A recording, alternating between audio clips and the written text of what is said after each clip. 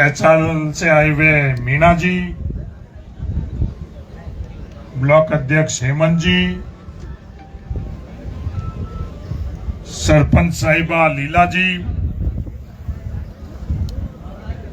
खैरात जी और आयोजन सचिव साहब।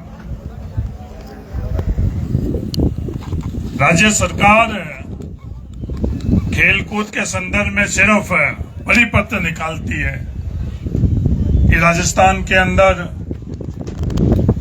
इस दिन में इस स्तर के ऊपर खेलकूद का आयोजन किया जाए, पर संपूर्ण व्यवस्था के संदर्भ में स्थानीय लोगों के ऊपर ही वो जिम्मेवारी छोड़ती है।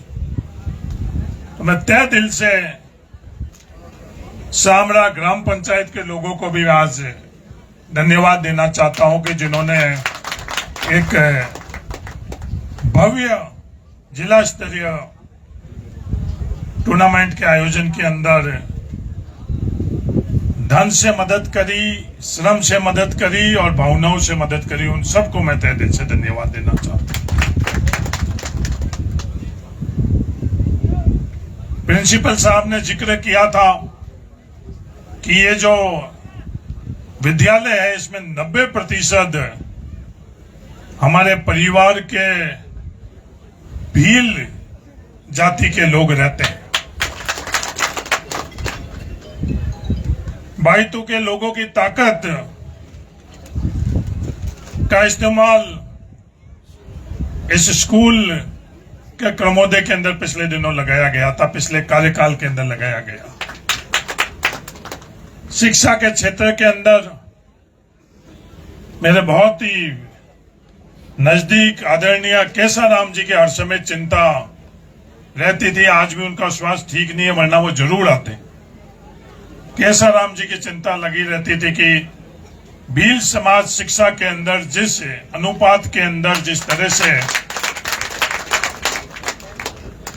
होना चाहिए उतना हो नहीं पा रहा है। सबसे पहले तो मेरा भील समाज के नौजवानों को यह अपील है कि हर काम आप छोड़ो, शिक्षा को ग्रहण करो, क्योंकि शिक्षा के अलावा अपने पास आगे बढ़ने का और कोई माध्यम नहीं। स्कूल आप लोगों की ताकत का उपयोग कर यहाँ विद्यालय बन गया। यहाँ से कुछ चंद कदम दूर अंग्रेजी माध्यम विद्यालय भी बन चुका है, पर आप अगर शिक्षा ग्रहण नहीं करोगे तो इन तमाम प्रयासों का कोई नतीजा नहीं रह सके।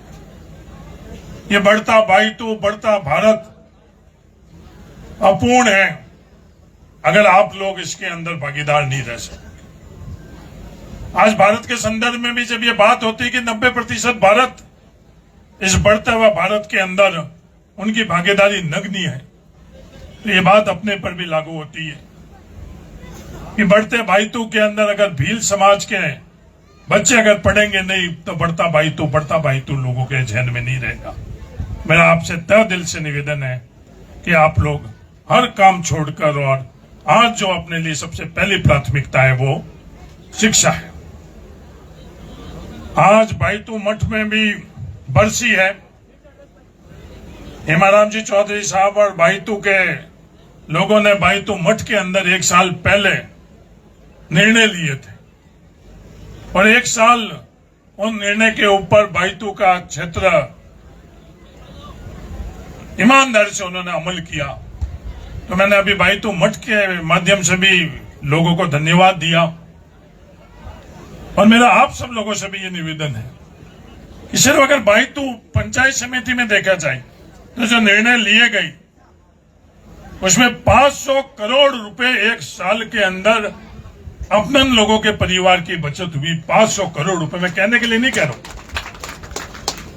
मादासर के अंदर एक बेनीवाल परिवार का जिस दिन निर्णय लिया उससे पहले आयोजन था, 12.5 लाख रुपए उसके अंदर खर्च हुए, और जिस दिन हेमाराम जी के मौजूदगी के अंदर बाइतू मठ में 1 साल पहले निर्णय किया, सिर्फ 3.25 लाख रुपए के अंदर वो आज परिवार वहीं बैठा था,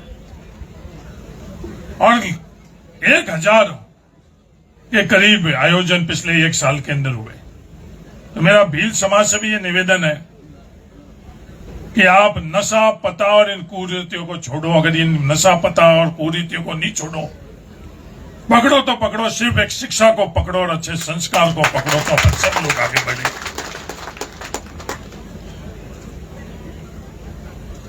क्योंकि शिक्षा के अलावा हमारे पास और कोई दूसरा माध्यम नहीं है। मेरे नजर के सामने रिफाइनरी दिख रही है मुझे, आज इस दुनिया में नहीं है। मैं स्वर्गीय मनमोहन सिंह जी को आज इस सामरा की धरती के ऊपर याद करना चाहता हूं कि अगर यहां रिफाइनरी का निर्णय हुआ लगा है और सिर्फ एक व्यक्ति अगर उनका कारण है और श्रेय अगर किसी को दिया जाना चाहिए तो डॉक्टर मनमोहन सिंह जी। कहने के लिए तो अपन सब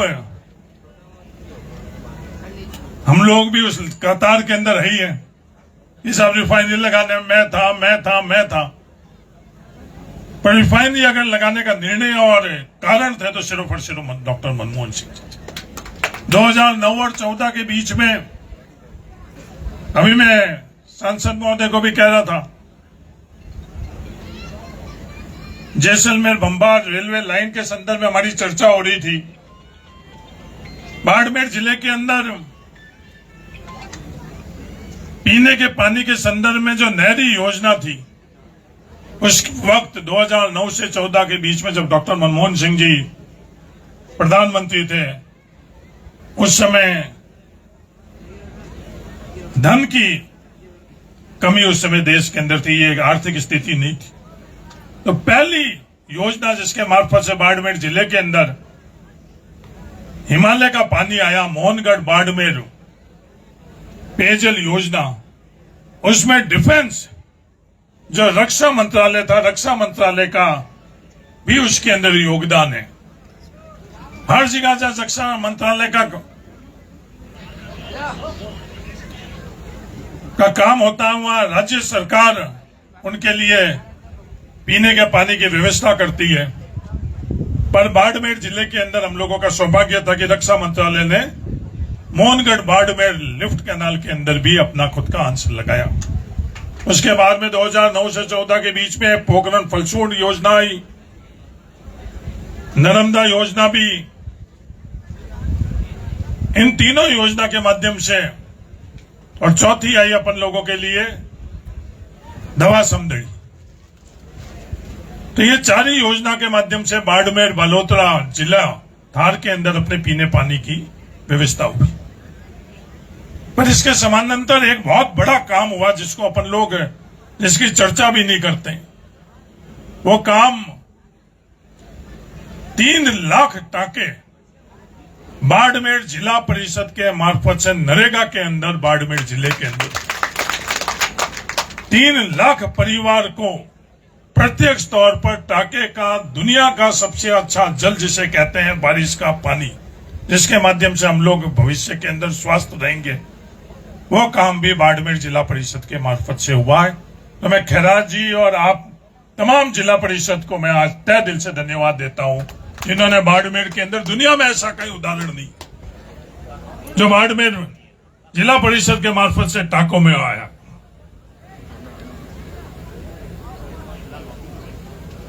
सामरा में पिछले 5 वर्षों में जो विकास के काम हुए वो आप लोगों से छुपे हुए नहीं। राजस्व गांव बनाने की तो अलग बात है। जो अंग्रेजी माध्यम स्कूल यहां से इस मोड़ के ऊपर ही बनी है, उसके लिए 37 बीघा जमीन का आवंटन, और वो आज अंग्रेजी माध्यम स्कूल भी बन चुकी है। तो इस धार के भविष्य के लिए, हम लोगों के बच्चों के लिए अंग्रेजी माध्यम से शिक्षा के लिए नींव का पत्थर साबित होगा। विवाद करने वाले ने बहुत विवाद किए, विवाद की चरम सीमा पार कर ली। कोविड के वक्त जब 24 घंटे के अंदर सामरा के अंदर आप सब लोगों ने कोविड सेंटर का अस्पताल, बहुत विवाद किया कि ये जमीन के संदर्भ के अंदर, और आज दुनिया को मैं बताना चाहता हूं इस जमीन के ऊपर जो अस्पताल बन रहा है 33 बीघा जमीन उस अस्पताल के लिए और भव्य अस्पताल का निर्माण हो रहा जो आने वाले समय। इस अस्पताल की अलग कहानी है। प्रदेश के मुखिया से लेकर कई लोग इस अस्पताल के संदर्भ के अंदर समय समय के अंदर उनके अलग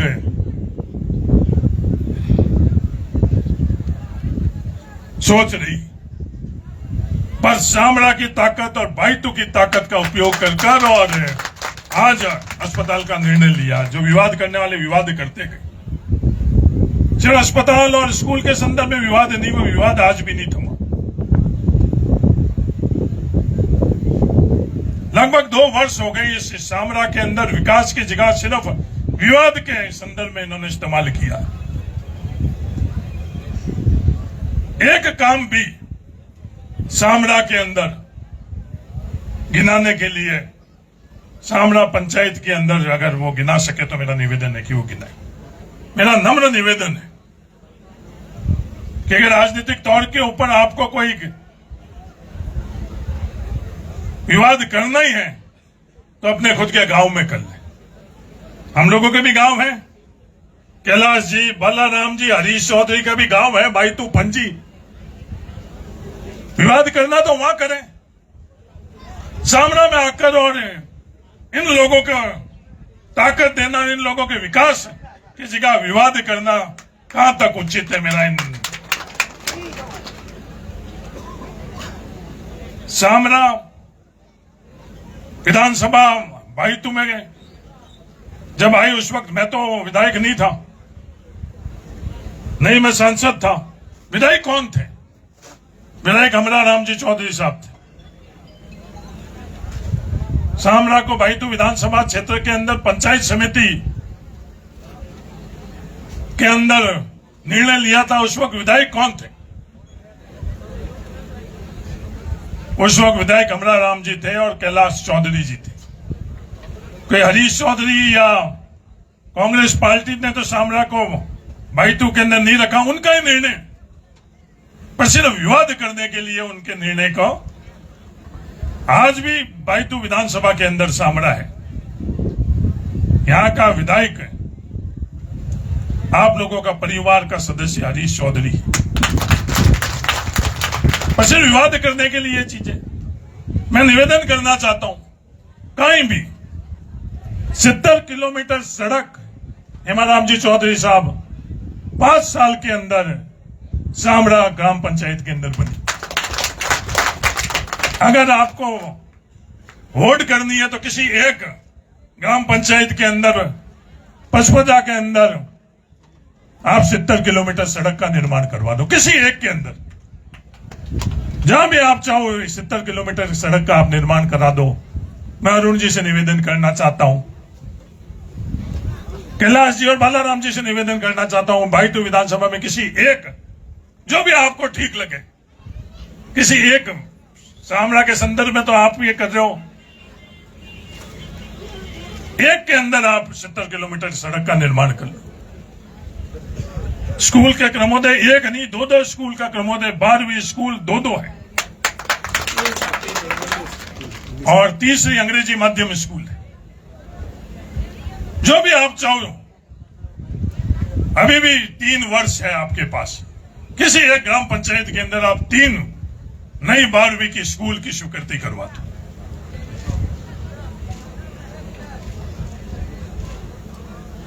सिर्फ विवाद करना ही हम लोगों का, जो लोगों ने ताकत दी है उसका ताकत का उपयोग हम विवाद में कराएं या विकास में करें।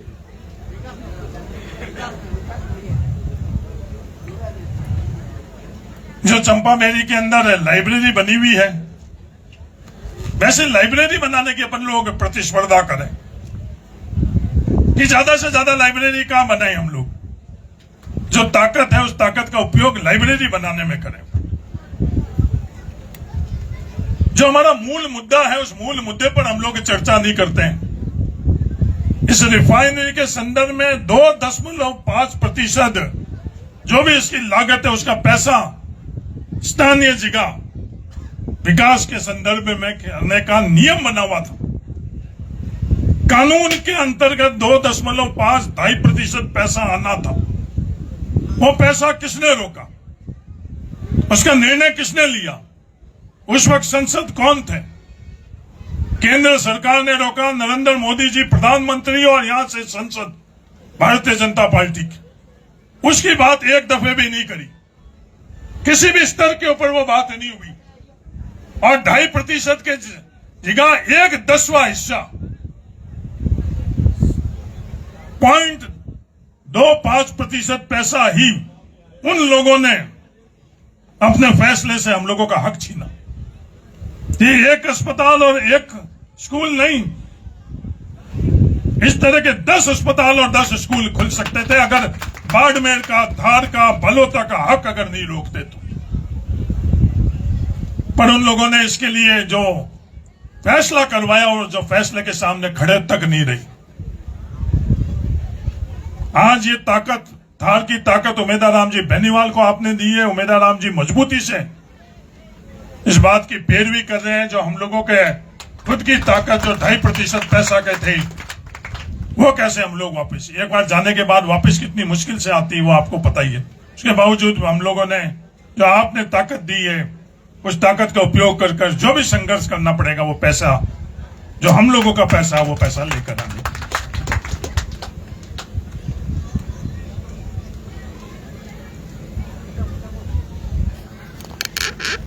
बालोतरा जिला बनने के बाद में बालोतरा के संदर्भ में ज्यादा से ज्यादा विकास कैसे हो सके, 2 वर्ष हो गए बालोतरा के अंदर एक भी इस तरह की योजना जो विकास के संदर्भ में गिनी जा सके। सिर्फ विवाद। दुनिया कहती है कि ये नेहरू और गांधी के लोग विवाद, हम लोग विवाद नहीं करते। पर किसी के साथ अन्याय अत्याचार होते हैं तो किसी के साथ अन्याय अत्याचार होगा तो हम लोग पूरी ताकत से गए उसके अन्याय अत्याचार के खिलाफ खड़े रहेंगे। जो विवाद कहने की बात कर रहे हैं कि साहब ये धर्म और जाति के आधार पर विवाद कर रहे हैं, बालोतरा के अंदर ही पिछले दिनों के अंदर गाय के ऊपर एसिड डालकर और गायों को खत्म करना, 2 गाय बालोतरा शहर के अंदर खत्म हुई, पर हम लोगों ने विवाद नहीं किया। मैं दुनिया को बताना चाहता हूं, आप तय करो दुनिया कि कौन विवाद करता है और कौन विवाद नहीं करता है।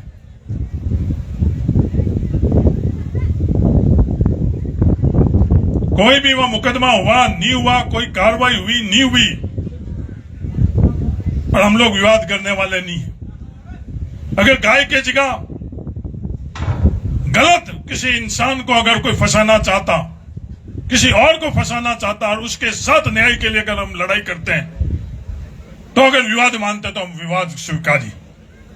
निर्दोष आदमी को उसका दोषी बनाकर उसके खिलाफ अगर बालोतरा के अंदर कार्रवाई कोई करने की कोशिश करते हैं तो क्या हम लोगों को खड़ा नहीं रहना चाहिए? एक जनप्रतिनिधि के तौर के ऊपर, एक राजनीतिक पार्टी के तौर पर हम लोगों को खड़ा नहीं रहना चाहिए? खड़ा रहना चाहिए, पर विवाद करने के लिए हम लोग नहीं रहते।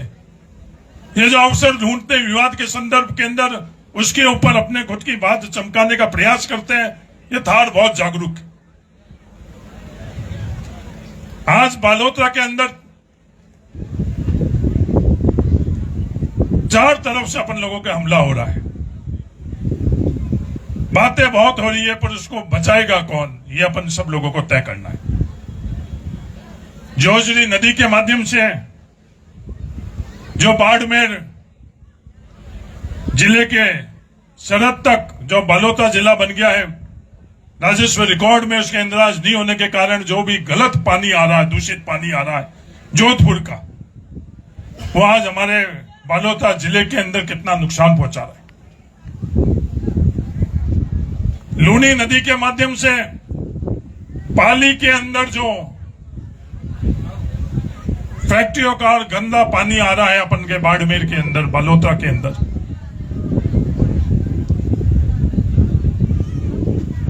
बालोतरा इंडस्ट्री एरिया से जो बालोतरा में लूनी नदी के अंदर गंदा पानी जा रहा है।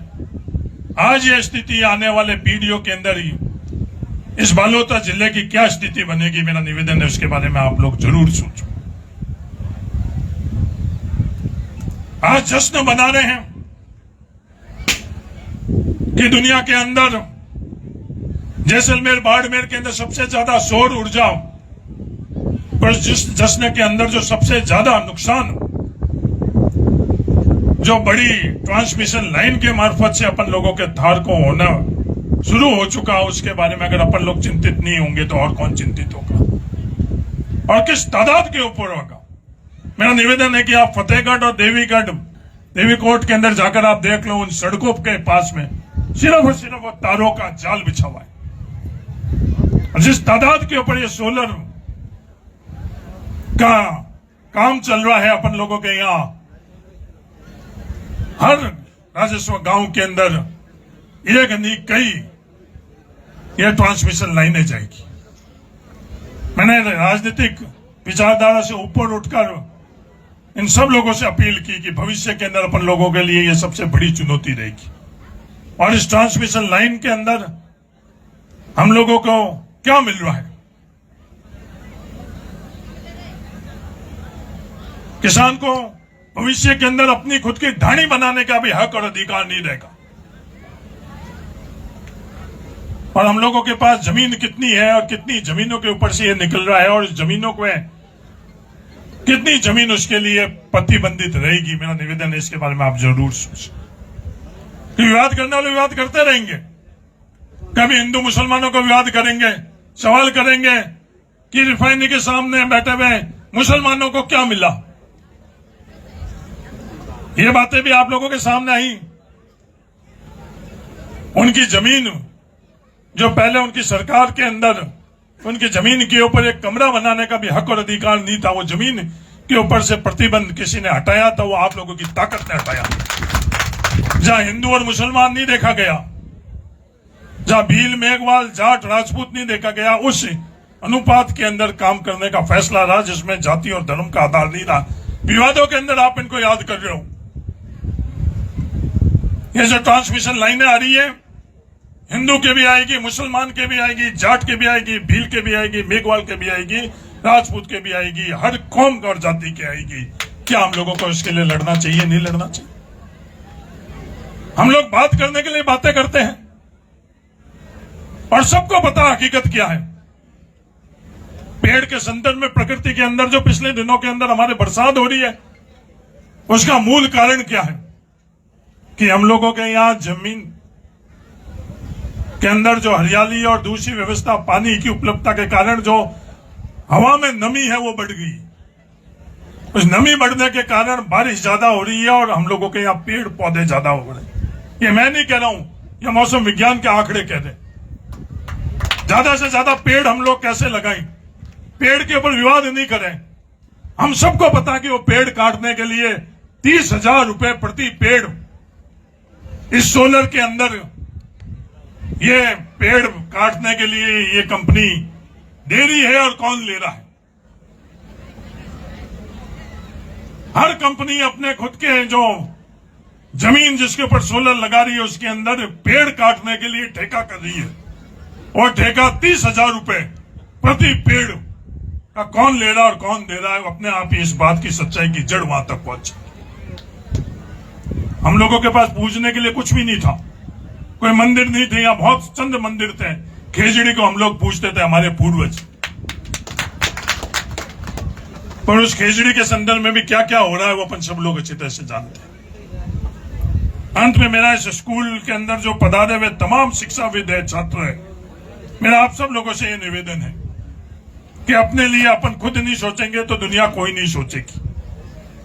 आज व्यवस्था हम लोगों को विद्यालयों से और कॉलेजों से बाहर धकेल चुकी। और मूल कारण क्या है? मूल कारण है परीक्षा की प्रणाली। कोई भी अच्छे कॉलेज और सरकारी नौकरी के अंदर जो स्कूल के अंदर हम लोग सिलेबस है उसके आधार के ऊपर अच्छे कॉलेजों के दाखिले का सिलेबस नहीं है, उसके कारण बच्चे स्कूल के जगह कोचिंग कक्षाओं में जा रहे हैं। स्कूल में सिर्फ शिक्षा नहीं मिलती, शिक्षा के अलावा और बहुत चीजें मिलती। और ये स्थिति कॉलेज के अंदर है। राजस्थान के अंदर लगभग हर कॉलेज आज विद्यार्थियों से खाली हो चुका है। ये नुकसान किसको हो रहा है? ये नुकसान अपन सब लोगों को हो रहा है, हर जाति और हर धर्म के लोगों का हो रहा है। अगर इन बातों के संदर्भ में अपन लोग चर्चा कर प्राथमिकता नहीं बनाएंगे तो भविष्य के अंदर जब इतिहास लिखा जाएगा तो अपनी पीढ़ी के संदर्भ में क्या लिखा जाएगा। और कई बातें हैं जैन में, तो अंत में मैं राजनाथ जी को भी धन्यवाद देना चाहता हूं कि समय निकालकर और आप यहां आए हो और अच्छी गौशाला की भी जो यहाँ व्यवस्था करी इन्होंने, उनके लिए मैं तहे दिल से धन्यवाद देना चाहता हूं। शामरा के तमाम लोगों को मैं धन्यवाद देना चाहता हूं। 2 साल निकल चुके हैं, जो कमी है 5 कार्यकाल का काम पिछले 5 सालों में हुआ, आने वाले 5 सालों के अंदर जो भी कमी ये रोक रहे हैं, विवाद कर रहे हैं, उसकी सब भरपाई आपकी ताकत आप लोगों के लिए विकास के रूप में लगेगी। ये मैं आपको विश्वास दिलाना हूं कि ये सामना नहीं, कहीं भी नया अस्पताल स्वीकृत हेमाराम जी, एक सब सेंटर 2 वर्षों के अंदर स्वीकृत नहीं करवाया। एक सब सेंटर बायतू विधानसभा के अंदर 2 साल हो गई हैं, 2 बजट निकल गई है। पीएससी और सीएससी की तो बात अलग, पर जो अस्पताल बने हुए हैं, जो ग्राम पंचायत के भवन बने हुए हैं, उनके अंदर सिर्फ विवाद और सिर्फ विवाद के संदर्भ में प्रयास कर रहे हैं। अस्पताल बनाना है तो और बनाओ, धन्यवाद हम सब लोग देंगे, सबसे पहले मैं दूंगा।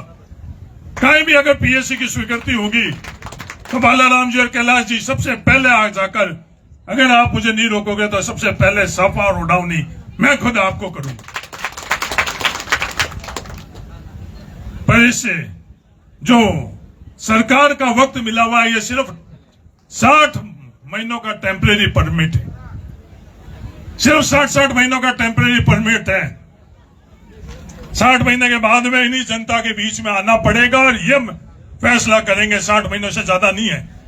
चाहे कोई भजन बोल रहे हो, कहीं ओम जी सत्संग हो रहे हो, कहीं कुछ भी हो रहा हो, कोई भी आयोजन हो रहे हो, तो 60 महीने के बाद में ये जनता के पास ही आना पड़ेगा। और जो हम लोगों का पट्टा है, मेरे रोमेदा राम जी का पट्टा है, लीला का पट्टे के संदर्भ में ये लोग कोशिश कर रहे हैं। पर इन लोगों को मैं कहना चाहता हूं, ये पट्टा देने के किसी के पास ताकत नहीं है। ये पट्टा अगर कोई दे सकेगा तो शामरा की जनता देगी। बायतू का विधायक कौन होगा, ये हरीश चौधरी और कांग्रेस के पास इसका अधिकार नहीं है, ये बायतू की जनता के पास।